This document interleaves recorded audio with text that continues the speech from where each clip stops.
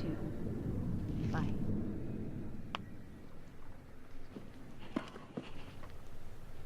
Excuse me. Could you tell me the best bus to take to get to the airport? It's been a while since I've taken the bus. How dare you! I care for you! How many more gigs have I performed? Nancy said you're okay, but I think you're just a prissy little slut! You think you can see inside my mind? These boxes keep the scanning machines away. No more tests! No more pills! Pop! Pop! You should die. You deserve to die! Oh, are you okay? Are you okay?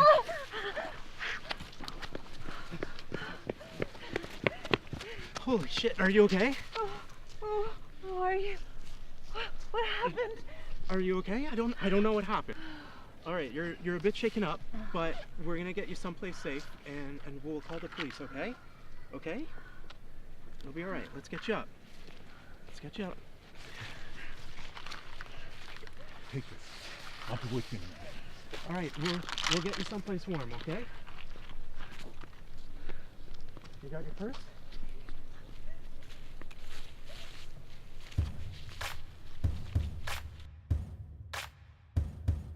Bring me down to the river and throw me in. Hold my head underwater and wash my sin.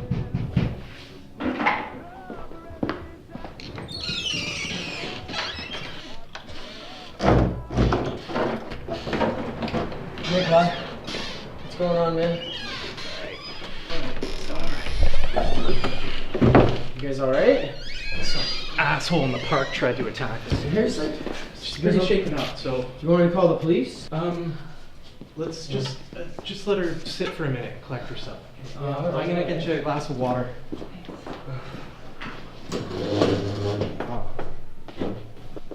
So, what's your name? Emma. Emma. And what do you do, Emma? I'm a teacher, a high school teacher. Oh yeah? That's cool. My name's TJ. I play music here, sing songs every Saturday. So I'm just setting up over there. Do you like music? Yeah, of course. You should stick around and watch me play if you can. Oh. No, I don't think I'll be able to. I have a plane to catch. There you go.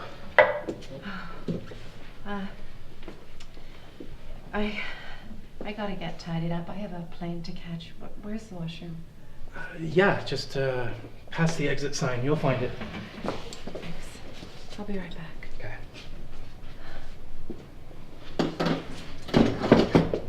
Plane to catch. Well, seems to be doing alright though. Yeah, I guess so. Yeah? What do you mean? Well, okay. In the park, her doctor came up to me, or some doctor, and he told me to just like bring her here, like specifically here. Oh, they're gone. You all right? You all right?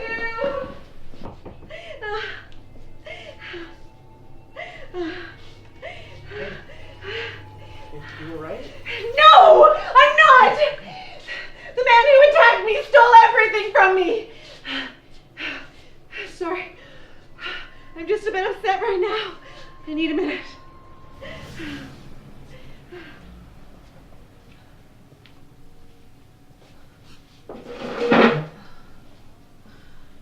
Is everything okay? You guys think maybe he was from the mental institution? What mental institution? Sterling Mines. It's just on the other side of the park. Yeah, that's right near where we were. I heard that place lets their patients roam around, don't they? But they're not doing their homework if they're letting some dangerous guy like that roam around. He had like a really lost look in his eye. Oh yeah, that's probably where he was from. He was shouting nonsense at me, so angry. All I wanted were directions to the airport. I won't be able to see my mom. He took my wallet, my plane ticket, and my iron pills. What kind of people do that sort of thing? It's not fair. All right, it's okay. At least least he didn't steal your book, right? Yeah, I guess so. I've read it so many times, I hardly need it anyway, but I guess you're right. Thank you so much for taking me away from him. I don't know what I would have done if it weren't for you. Well, yeah, of course. I mean, of course I'm gonna help in that sort of situation, right? I'll be right back. Actually, you know what, Emma? I should probably get finished setting up the stage there. The bar's gonna be open any minute now, and I'm supposed to be playing. Could you just point me in the direction of some water? Yeah, absolutely. Say your best bet is probably in Clive's office. I think I heard him answer the phone in the staff room, so I don't think you'll disturb him. That's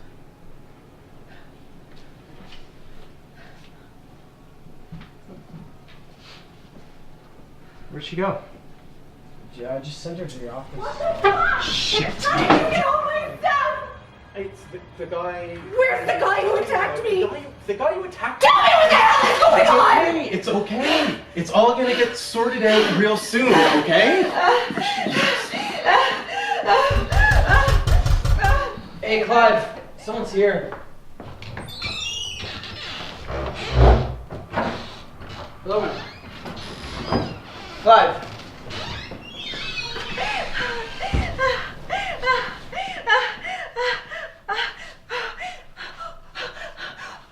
What are you doing here? What's going on? That's what I'm here to explain, if you're ready to listen. I can't deal with this anymore. Just give us a few minutes. My name is Dr. Dan Orland. I'm a psychiatrist at the mental hospital where you live. I don't live at a mental... I know that you're going to say that you don't live there, but that's why we're here to do this. I don't understand. Okay, just hear me out. I'll try to make this as simple as possible. Sit down.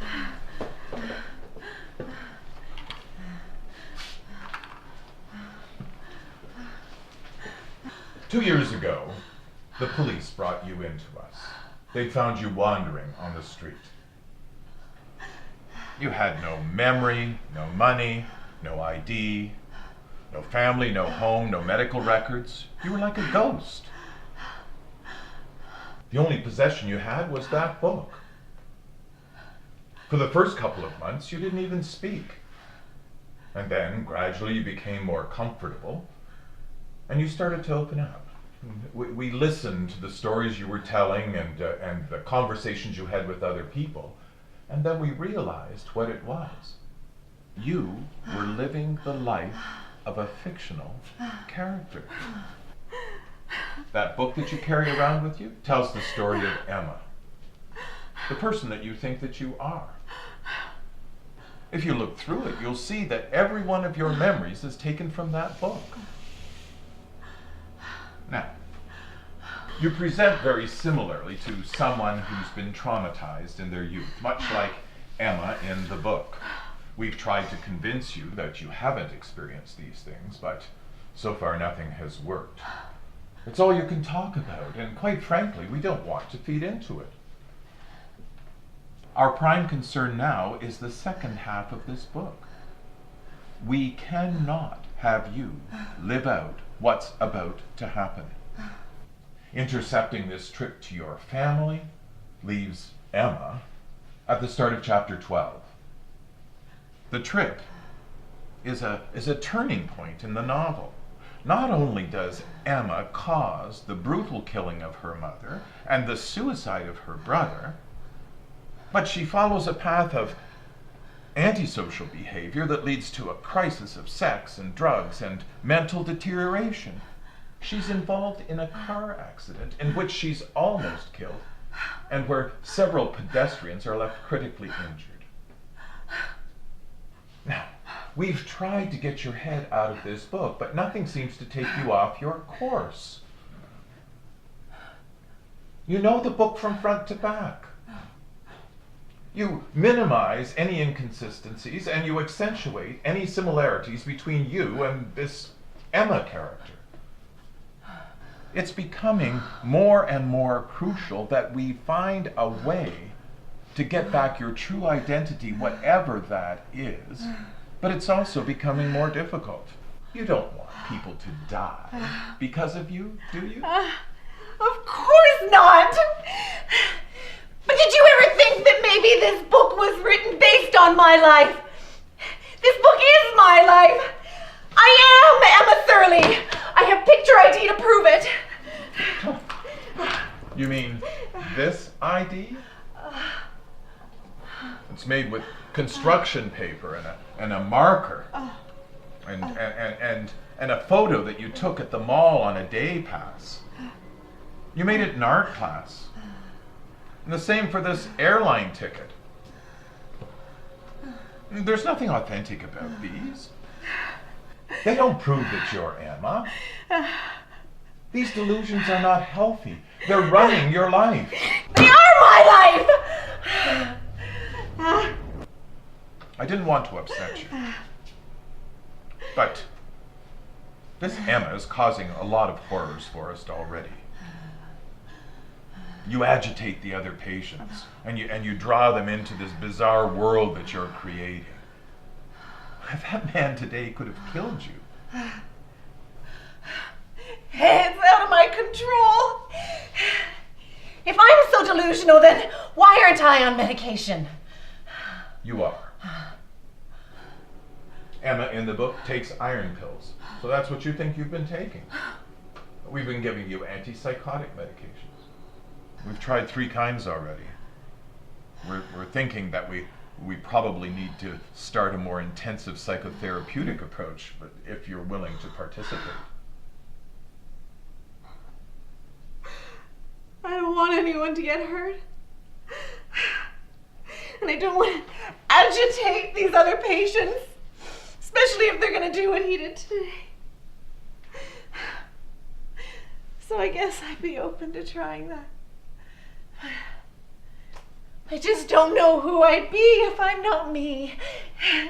It's a scary thought. It's a scary thought. I know. But it's for the best. You're in there somewhere, we know it. Do you guys mind if I interrupt for a second here? What is it? Have you ever looked into this book? Yes, I've read it. We've all read it. Everybody's read that book. No, not read it. Have you looked into it? I'm looking it up online. It's actually a really interesting story. So, it's based on a real girl named Emma who got into a car accident. She got amnesia and she disappeared from the hospital. So the author just had to make up the rest of it because she was gone. I told you. Now, let's not make any assumptions. Let me see that. Yeah.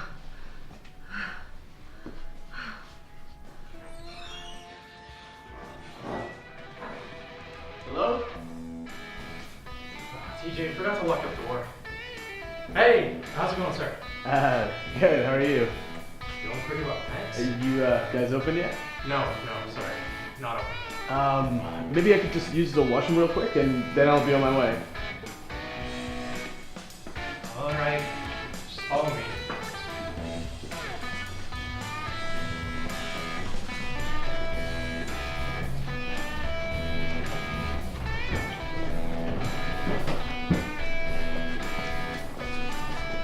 Thank you. Yeah. No problem. So what now? What do you plan on doing? Listen, even if what this says is true, it doesn't prove that you are Emma. And if you are, how do we know that you're safe to anyone? So what are you gonna do? Lock me up? We've already tried that, but it only caused you to deteriorate. So we had to cut it short. Listen, we've had this conversation before, usually after you've been stirred up by something like what happened this morning. But then you hear something or read something that reminds you of that book, and you go into a kind of a trance. You start talking to the other patients like they're characters in the book, and you work methodically towards the next event. And then everybody gets deeper and deeper into character. We have to stop this delusional thinking. But we're running out of options. Starting to sound like you're the one who's delusional. You alright in there, buddy? Doctor? Doctor! Holy shit. Doctor! Doctor, get in here! Hey, oh my god. Call 911, Who is TJ. this? Call 911. Yeah, Who is he? I'll check. Call 911. He's got that. That's about it. I don't know. I think I've seen him. Oh my God. It's the brother. Emma?